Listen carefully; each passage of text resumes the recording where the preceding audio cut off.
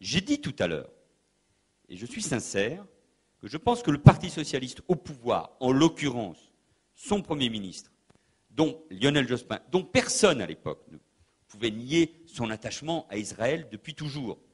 Merde, quand même! Celui qui s'est pris des pierres en Cisjordanie, à Birzeit, parce qu'il avait traité le Hezbollah d'organisation terroriste, ce qu'aucun autre dirigeant français, y compris ceux d'aujourd'hui, ont fait, quand même, c'est lui.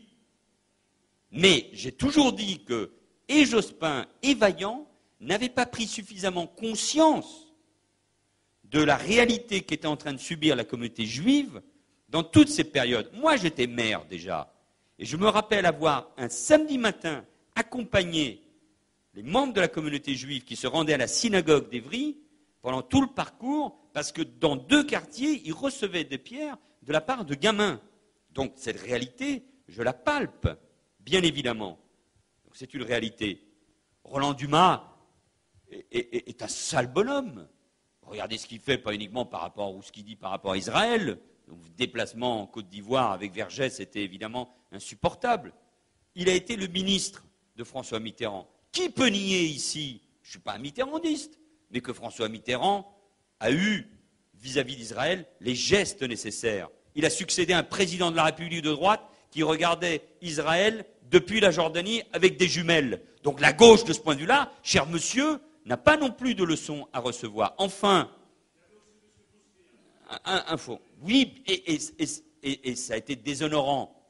Et j'ai été avec Pierre Moscovici et d'autres, en 1994, l'un de ceux tout jeunes, ça a été mes premières apparitions médiatiques, qui ont dit la honte, non pas du parcours de Mitterrand pendant la période de 1940 à 1945, parcours sans doute chaotique, mais qui ressemblait à celui de beaucoup de Français. Il a été aussi résistant, mais c'est la honte de cette relation avec Bousquet, bien évidemment. Bien évidemment. Bien évidemment. Et quand vous en parlez avec Badinter et Jacques Attali, ils ont du mal à vous répondre à cela. Alors qu'ils se sont retrouvés, succédant ou précédant un rendez-vous de Mitterrand avec Bousquet. Donc, pas de problème là-dessus, cher monsieur, si vous voulez qu'on aille jusqu'au bout du débat. Troisièmement, je me méfie aussi de tout ce qui circule sur Internet et sur Marty Daubry sur ces questions-là. Mais, franchement, le même Nicolas Sarkozy, que beaucoup d'entre vous ont plébiscité en 2007, considérant que c'était le seul ami d'Israël et le protecteur de la communauté juive dans notre pays, c'est le même qui a passé un accord pour créer les conditions de l'islam de France avec l'UOIF. Le même qui débattait, à juste raison, avec Tariq Ramadan pour le pousser dans ses retranchements, et il a eu raison.